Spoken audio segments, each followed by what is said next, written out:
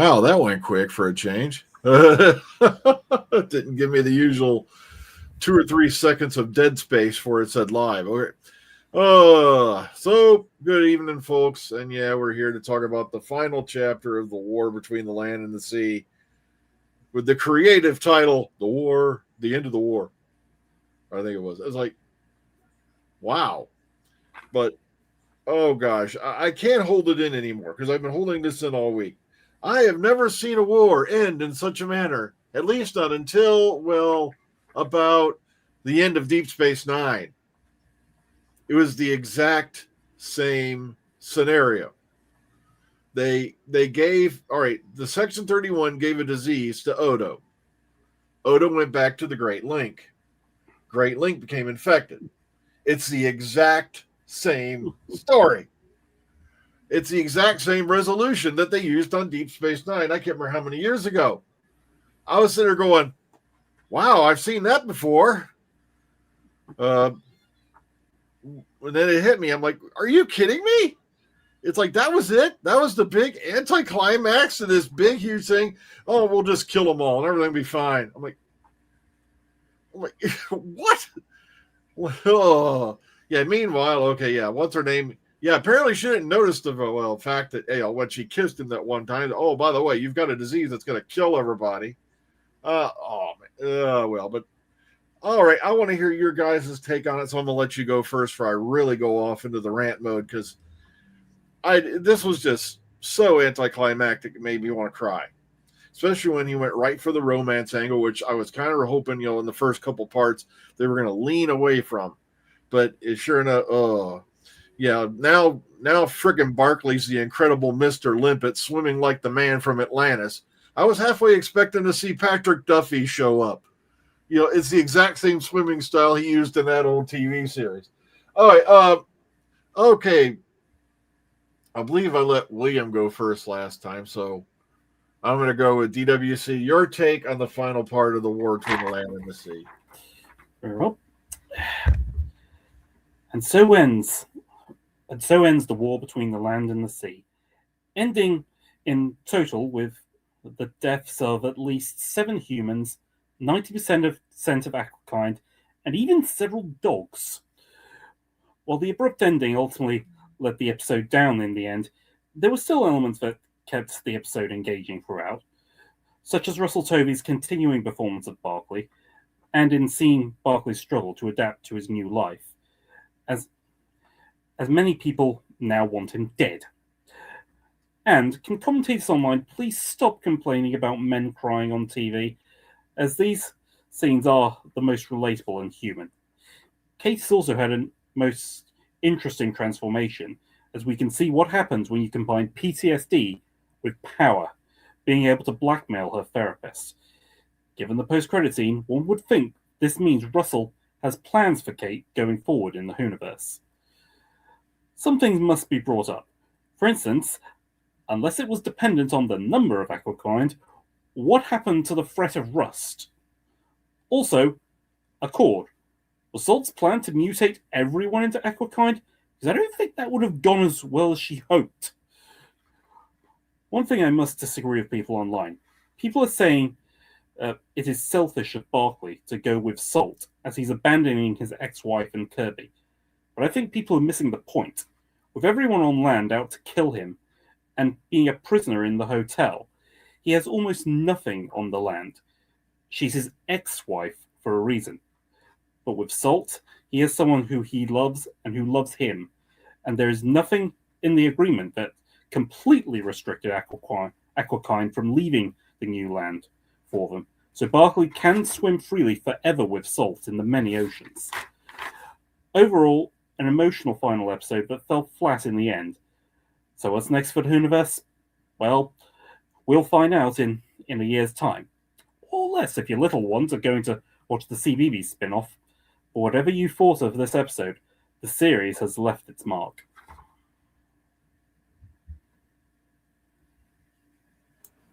Yeah. Okay, William, you go ahead. Hey now. I love the first 3 episodes of this thing. It was really building up to something pretty good.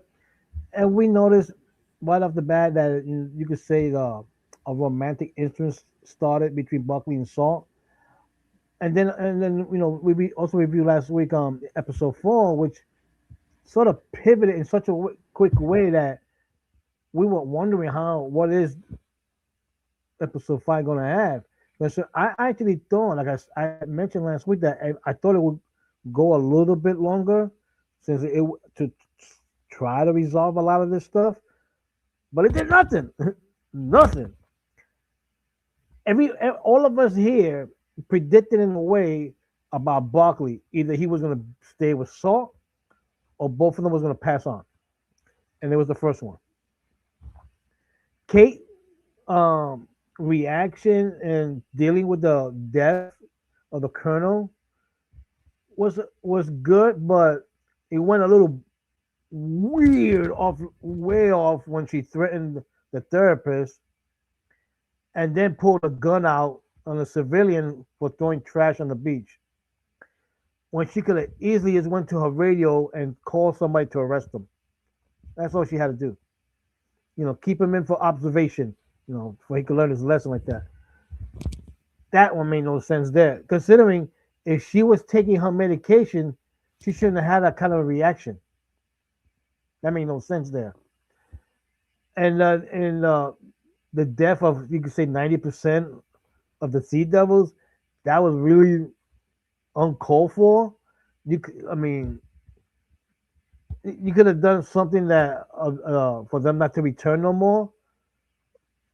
I could understand maybe 50% getting wiped out, but like 90%, and then no retribution by these beings who have an equipment and the power to wipe out the planet so quick that they could have easily say, "Look, let's tear everything more further down, set it off, and we walk off. Let them deal with it." Let them deal with it, because nobody else is going to go in the water to chase it, but they're way, way, way, way down. So that could have easily solved that.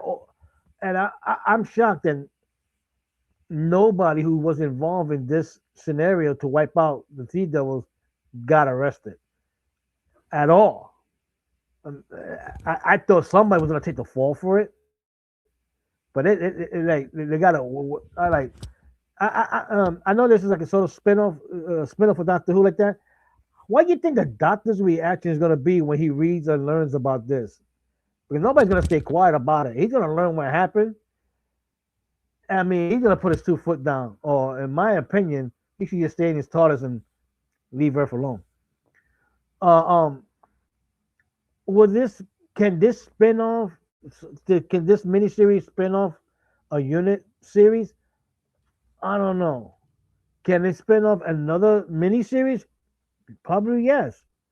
Unit could face a lot of other threats besides the Sea Devil. They could, they could have one of the cuckoo freaking masters showing up. The monk. That's a good one. And there's other threats that could come like that does not need the Doctor to appear. But it would show can Unit be ready for such a threat at that. So I'll look forward to something like that, like a little miniseries again. Not this crazy Earth setting that everybody else sticks their toe in it and think that they are the one with the solution to the threat. So that shows that the Prime Minister and everybody else has no respect for Unit. And considering they've been around for so many years defending the Earth, and I find it hard to believe that they have no respect for them and the people who work there to protect the planet. As for Barkley and Salt sailing off into their little love nest, good for them. I don't think they will ever need to be returned. That is their ending, because bringing them back will bring nothing. Because even though Salt came with her people, to talk to the Prime Minister and all that, and she already said that we don't need to talk no more, and that's it. So in a way, she has her ending with Barkley and leave it at that. The ratings we will do a little bit on each April episode to combine. But I'm gonna say right now, this episode very disappointed me. I mean, I mean, that's other ideas floating around that could have solved this thing many ways, and and maybe even in a way that would ask us to bring it back. Like a continuation to it. But this quick ending and also nonchalant about it, I didn't really like it at all, and that's gonna be my opening.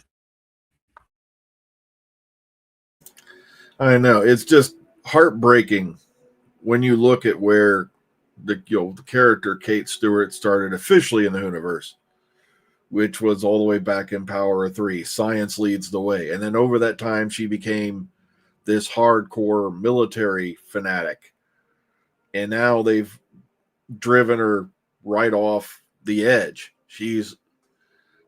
I'd have to say she's borderline psychopath at this point. And come on, she as he said, she pulled a gun on a guy for dropping a bottle on the beach. Now I can understand being a little bit cheesed off given what's happened, but the fact is you can't pull a gun on a civilian over littering. It's just crazy. But also it was just heartbreaking because you've had RTD this whole time. You got to watch to the end. You got to watch to the end. I'm like, that was it. That was the big moment where you took one of our favorite characters and turned her into a complete nut job. Not to mention the fact that she has all this power, and that's another thing confused the living crap out of me over the course of this series. UNIT used to answer to the United Nations. They had these big things. I have to ask, but go by Geneva, or he has to go through the prime minister of the country to do certain things. When did UNIT suddenly become over everybody like Torchwood? That was actually established. Well, I say established. Ross T. Davis, at the very least, okay, had that attitude way back in 2005. He renamed it Unified Intelligence Task Force, and as opposed to United Nations Intelligence Task Force, because the nations aren't exactly that united right now, or certainly at the time he was making it. Well, yeah, that's a bit trivia for you folks who are watching. The real reason they had to rename it is because they actually got a letter from the United Nations. Oh, really? Yeah, after the first couple times they appeared in Doctor Who in the new series, they got a letter from the United Nations saying they did not wish to be associated with a paramilitary organization. So that's why they had to rename UNIT into the Unified Intelligence Task Force, because the United Nations actually sent the BBC a letter complaining about it. And I'm like, wow, where was all these complaints back in the 70s? But when they were doing this all the time. Okay, I'll buy it, but I certainly remember him on Doctor Who Confidential saying something about how he renamed it, how it renamed because the nations aren't very united. I think it was in the Writer's Tale, which I read a while back, but like I said, I just hate where Kate has, like I said, she's come from this character who is supposed to be a bit more mild, a little more moderated, like as she said, science leads the way, to suddenly she's gung ho military, 5 rounds rapid, and now she's gone right over the edge and off into the abyss mentally with now I'm going to pull a gun on civilians, I'm going to blackmail civilians, it's like really shocked the crap out of me. But also, like I said, and the whole Accord thing, it's like, if they really wanted an accord with mankind, wouldn't they have brought it up in the first place? Wouldn't, if the Sea Devils, well, I'm not going to use homo aqua. I can't stand that term. If the Sea Devils really wanted a peaceful resolution to this whole thing, why didn't they say accord in the first place? Say, look, we've got technology that maybe we can help fix this problem so that you don't have to pollute as much and all that. So if they really wanted an accord, they'd have asked for it way back when. So I don't know why Salt seemed to think that, if you use accord on them, that suddenly, we're going to ease off. But also the fact that, all right, he's done the opposite with what he did. Okay, let me set it up this way. Back at the end of the last, during the last couple series, you had 3 kind of incredibly powerful classic characters. You had Sutekh the Destroyer, you had Omega, and you also had the Rani. Now, the Rani, not super powerful, but, pain in the butt nonetheless. And he took at least two of those three, being Omega and Sutek, and turn them into easily defeatable CGI cartoons that anybody could beat with a stick. And now he brings out the Sea Devils and gives them all these super godlike Aquaman, creatures from the abyss, the movie The Abyss powers. Yet when push came to shove, they didn't use them. Also, like I said, I don't know why they were even negotiating in the first place when they could have shut mankind down from minute one. Given the fact that, our previous history with the Silurians and the Sea Devils, which, according to the Hooniverse, has never gone well. So now you've got all these numbers, you've got all these abilities, but we're going to negotiate. And sure enough, mankind did exactly what they should have known mankind was going to eventually do, find a way to screw them over. So like I said, the whole premise of this series, I'm still trying to figure out, because if they had the power to control throwing things out of the ocean like the Titanic, God only knows where the Bismarck or Waco Yamato landed. But okay, they got all these abilities to throw these massive things out of the ocean and do all this stuff with the tides, the garbage, the water, all this. Why did they even put up with them in the first place if war's been declared? Like I said, and then they come to this completely anticlimactic resolution. Like I said, it's a plot line that was used back in Deep Space Nine. I'm like, well, we'll just give him a disease, he'll take it back, and he'll give it to them, and they'll all die. I'm like, that was it? That was your grand solution? That made no sense to me. You know why? Because in Deep Space Nine, Odo went to the collective. All the collective unified together. Salt never went back to her people.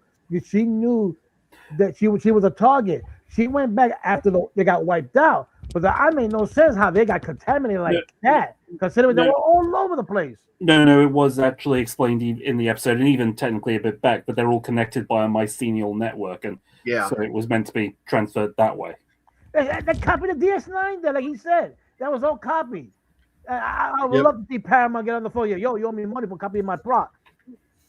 It also kind of reminded me with what all the way back when you go back further to Star Trek: The Next Generation, with what happened with Hugh infecting the Borg with individuality, and it spread through the network like that. And suddenly you had all these Borg running around who didn't even know how to fly their own ships anymore, and were dying off and all this stuff. Like I said, it just reminded me more and more than ever of what they did with Odo and the founders. I'm like, guys, like I said, I've seen this before. I'm like, that was it? That was your quick resolution to the problem? Wow, that took 30 seconds for them to figure out how to do it. But I'm like, oh. But like I said, I just can't believe the Sea Devils in the first place were going to negotiate knowing full well what's happened before every time they pop up. It never ends well. But we've got all these abilities now. We've got numbers. We could just easily take over the planet, but we're going to negotiate. And then, like I said, and the whole Accord thing. I'm like, if they wanted an Accord, they'd have asked for one. Oh. This is the thing I was saying. Accord, Barclay's whole mutation was Accord. Yeah, you could say. Like I said, it's that one I don't want to view too badly. I just didn't want to see the whole romantic angle. It was kind of predictable. But at the same time, like I said, I'm kind of glad in a way they got their happy ending, because as we saw, things for Barclay were not going to end well on land, Plus, while him and his wife did get along amicably, like, it's been brought up, they were divorced, and also it's not like he's leaving his child abandoned or anything like that. She still has her mom.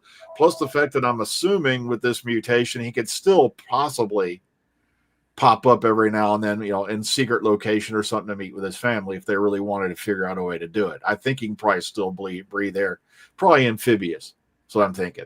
So it's not like he's totally just taken off left his family behind, abandoned with no hope or whatever. So I'm assuming, he can pop up every now and plus, the mom and the daughter have each other. So it's, they kind of know why, he's gone. Plus, he might have also done it also for the fact that, his face being around them, given the situation, would not be a good idea. They're going to be directly threatened because of the people who are going after him. But, like I said, though, it just seemed to me so anticlimactic. Oh, we'll just give him all disease, he'll die. I'm like, and you figured this out and how to engineer this in under how long? Like heck. Oh, Sorry, but they had a phone call. it's just kind of frustrating. I was like, so I just don't know. Like I said, I'm just Uh, as- because this thing started out so well and it kind of plateaued and just went.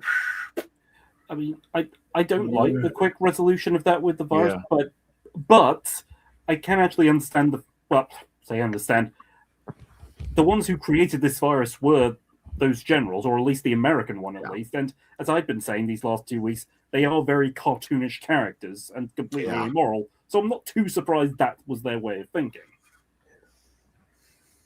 No, but I actually thought that this was going to end in a cliffhanger, and that if enough people wanted it, they could either bring it back into another special, just a one-off, as one episode by itself, or do another series. But doing it so quick, this kind of a resolution, makes me feel like Russell T didn't have any, you could say, good hope for it. You know, like he didn't think it was going to be good, which is unusual because he's the one that wrote it, so he could blame nobody but himself. Well, I don't know about that, but Russell did explicitly state that he made it as a limited series. Yeah. Again, it could have added a few more minutes, because again, the people who did you can say who committed the crime against another species had no, had no consequences for it. At least one should have been arrested for this. One. I'm not saying all of them. At least one. Well, they do get their comeuppance from what we've seen, in the little future, Yeah, that future vision like that. I couldn't tell whether that was actually something that was going to happen or is just their paranoia. They're paranoid. Yeah, it could be their paranoia, or like I said, I think it's kind of left up to the viewer to interpret. Did it actually happen? That way, they, the villains still get their kind of comeuppance, depending on what view you want to take. Just there. It was like the old saying, how much would you pay for a good night's sleep? What is the cost of safety in your own mind? So they're going to be literally looking over their backs, afraid to get into a bathtub, probably even afraid to sit down on a public toilet for the rest of their lives. Anything that's near water or has water in it, they're going to be scared to death. But even there was even a bit in my note. There was even a big part with Kate making a big speech to the Prime Minister, and I couldn't write down the whole thing because it was so long. But it was essentially Kate saying that eventually his administration will collapse. There'll be another one. They'll have anti-Aqua, but I will still be here. Which is why what I wrote here, I wrote in my notes was, Prime Ministers come and go, but Kate is forever. Yeah, that's right. You'll be getting a reckoning. Yeah, thanks for reminding me. I did forget about that. But you'll be facing a reckoning with me. And I'm like, she has just become such a villain. She's just lost it. But that's why I think that I think Russell does intend to stay on with Doctor Who for a while, partly because of that, because I think he does have plans for Kate going forward. And maybe that's why he wanted everyone to stay to the end of the credits, say, this is what you've got coming for you. Yeah, but like I said, it's just kind of tragic to me what they've done with Kate. Like I said, the whole, I think more than one of us, probably contemplated way back, something's going to happen to the Colonel guy. Yeah, you know what's funny? If Kate got hit with the bullet but didn't die, and nobody knew about it except for the Colonel, he's hiding her from everybody, and she's being, treated and healing. And he did all that. He took out the gun, and instead of just holding it, he actually started shooting people. That would have been a better plot line right there, because that's his way of dealing. Because remember of what happened with Kate. Because if she would have got hit but did not die, we find that out at the very end. But the way, his reaction would have been to that, I mean, it would have been very vicious, and he would have took out a lot of people out. Now, would that would have stopped the Sea Devils from dying? I don't think so. Because, to him a threat is a threat. So it'll make him happy. But I think that plot line right there should have been used, because if you to change this character such a pivot, it makes no sense, because as we all know, Kate never was in the military. Her father was in the military. she was very rebellion of her father for being in the service. But, and it took so many years for them to make up. So that's why seeing her acting such like a military person makes no sense. Even if she was living a lot of time with her father and seeing a lot of things, he never acted like that with his troops or nothing like that. Even when he was against the Daleks and then all that stuff, he never acted like that. He never acted like that. The only person he only butted head with was with the Doctor, But this makes no sense. The way the direction they did with Kate right here, it makes me a little nervous. Like to me, like now she's a character that could get rid of because we see her such a pivot that the only thing left for her to do is redemption, which that's going to be hard, or she quits the unit and retires, or die on duty. And that's the Christmas special right there. I can believe it at this point. Okay. But you never know. Who knows? Maybe, General Redgrave's done this character for so long now. Maybe she wants to leave. Who knows? That's a possibility. Or maybe, she knows something we don't, that, maybe she wants to go when RTD does. Remember, she does. She was there through the Moffat bit and all that, but maybe you're right. Maybe it is, she's decided to move on. But you got to remember that she still does Big Finish audio, so. Oh, I didn't say she was going to stop doing that. I'm just meaning TV. Yeah, well, maybe want to do something different. Well, even if she leaves the main show, they can still do unit audios and all that. Come on, they've got a whole era to cover. In between time, it doesn't have to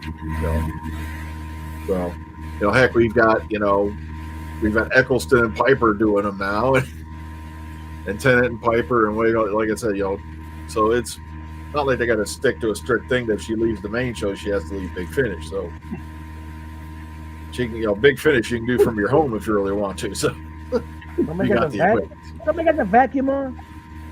I don't know. I'm hearing some background noise, and I have no idea where it's coming from. But that might be my fan on my computer. That's okay.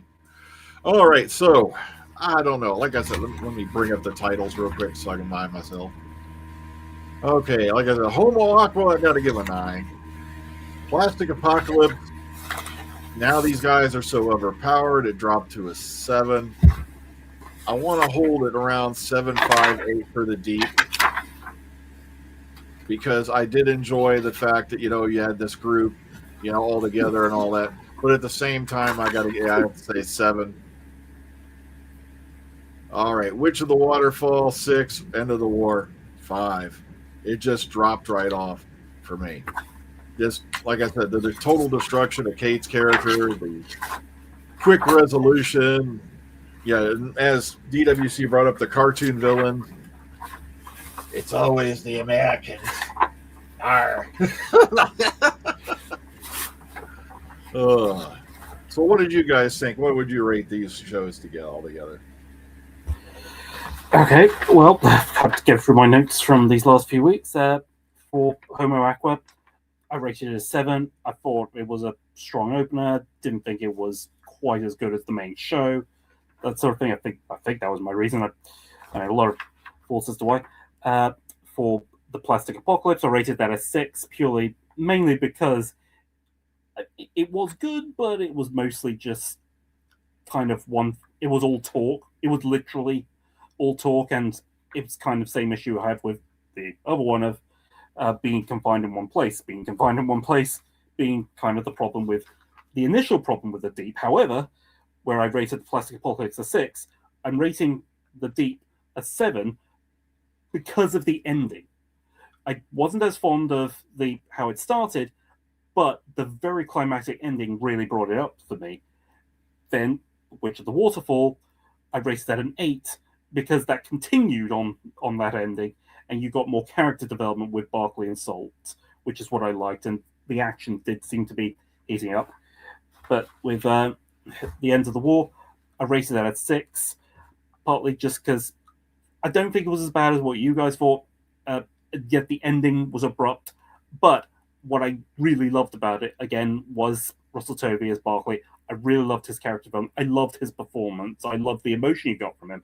I loved the moment he goes into the sea and he screams for Salt's name. I love all that drama that you get with him, particularly because I've said it before, I will keep saying this, you very rarely, you're getting it more now, but you very rarely have these kinds of emotional male characters in television.